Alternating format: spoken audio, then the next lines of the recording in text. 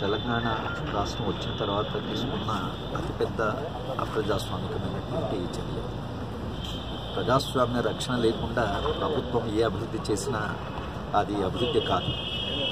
నిజానికి తెలంగాణ ఉద్యమమే ఒక ప్రజాస్వామ్య స్ఫూర్తితో జరిగింది, విస్తృత ప్రజా భాగస్వామ్యంతో జరిగింది. ఇవాళ కొందరు మేమే తెలంగాణ తెచ్చామని కాలరు వేసుకుని చెప్పినా తెలంగాణ ఏ ఒక్కరి వల్లనో రాలేదనేది మళ్ళీ చెప్పవలసినటువంటి అవసరం వచ్చింది. నిజానికి ప్రజాస్వామ్య సంస్కృతి లేకపోతే అసలు తెలంగాణలో వచ్చింది కాదు. ఒక ఉద్యమం నుంచి వచ్చినటువంటి ఒక రాజకీయ పార్టీ ఇవాళ క్యాబినెట్లో ఉన్న ప్రతి మంత్రి ఇందిరా పార్కు, ధర్నా చౌక్ దగ్గర మాట్లాడినవాడే, అట్లా ఎదిగిన వాళ్ళే. ఇవాళ వాళ్లే అధికారంలో ఉండి కేసీఆర్ లాంటి వాళ్ళు చాలా అప్రజాస్వామికంగా ఈ ధర్నా చౌక్ను ఎత్తివేయడం అనేది ఇది మేము ఖండిస్తున్నాం. నిజానికి అది వచ్చేదాకా మన పోరాటము, ఎందుకంటే తెలంగాణ ప్రజలకు ఒక్కటి మాత్రం తెలుసు, పోరాటాల ద్వారా ఏం సాధించుకోవాలో తెలంగాణ ప్రజలకు విస్తృతంగా తెలుసు. ఎందుకంటే తెలంగాణకు ఒక సుదీర్ఘమైన పోరాట చరిత్ర ఉంది. నిజానికి తెలుగు తల్లి దగ్గర నుంచి ధర్నా చౌక్ ఎత్తేసినప్పుడు అప్పటి ముఖ్యమంత్రి చంద్రబాబు నాయుడు గారితో నేను పర్సనల్గా వెళ్ళి, మీరు ముఖ్యమంత్రి ఎప్పుడు ఉంటామని అనుకుంటున్నారు, ఏ ముఖ్యమంత్రి శాశ్వతం కాదు.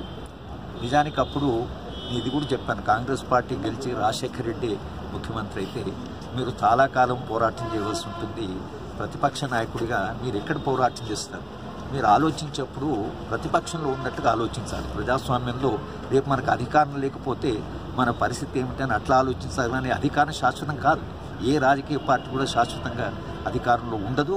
అది ఉండడం ప్రజాస్వామ్యం కాదు.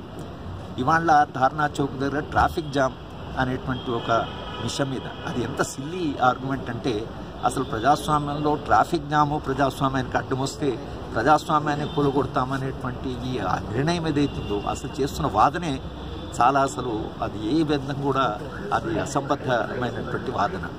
అట్లంటే మనం నిజంగా మెట్రో కట్టడానికి గత 20 ఏళ్ళుగా హైదరాబాద్లో ప్రజలు సఫర్ అవుతున్నారు. అంటే మెట్రో కూలగొడతామా?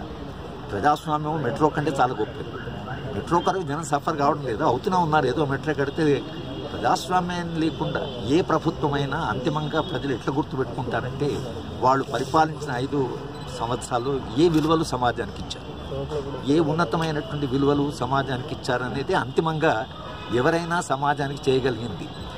ఇవాళ టీఆర్ఎస్ ప్రభుత్వము నిజానికి వాళ్ళు ఒక ఉద్యమ పార్టీ అని అందరూ అనుకుంటున్నారు కాబట్టి, ఉద్యమ పార్టీగా నిజంగా వాళ్ళు చేయవలసింది ఏమిటంటే ప్రజాస్వామ్యాన్ని ఉన్నతీకరించవలసి ఉంటుంది, ప్రజల భాగస్వామ్యం పెంచవలసింది. ఒక్క వ్యక్తి పరిపాలన కొరకని కాదు కదా తెలంగాణ తీసుకొచ్చింది.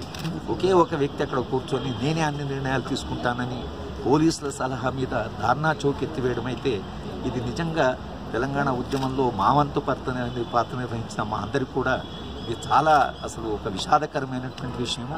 తెలంగాణ ఆ ధర్నా చౌక్ వచ్చేదాకా పోరాటాలు భిన్న రూపాల్లో కొనసాగుతాయి. తెలంగాణ ప్రజలు కూడా అర్థం చేసుకోవాల్సి ఉంటే ధర్నా చౌక్ను కాపాడుకోమంటే ప్రజాస్వామ్య స్థలాన్ని కాపాడుకోండి. కనుక దాని కొరకు పోరాటాలు చేయవలసిన అవసరం ఉంది.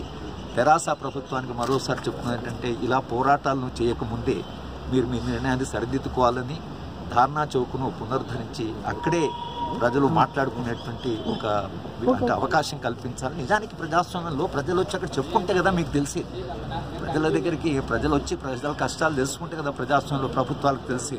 మీరు తెలుసుకోలేదంటే అది మీకు వచ్చే ఎన్నికల్లో దాని ఫలితాలు తెలుస్తాయి. కనుక నిజానికి పౌర హక్కుల సంఘంలో 30-40 ఏళ్ళుగా పనిచేసిన వాడుగా ప్రభుత్వాన్ని మనం డిమాండ్ చేస్తున్నట్టంటే ధర్నా చౌక్ ఎత్తివేసే నిర్ణయాన్ని వెనక్కి తీసుకోవాలి.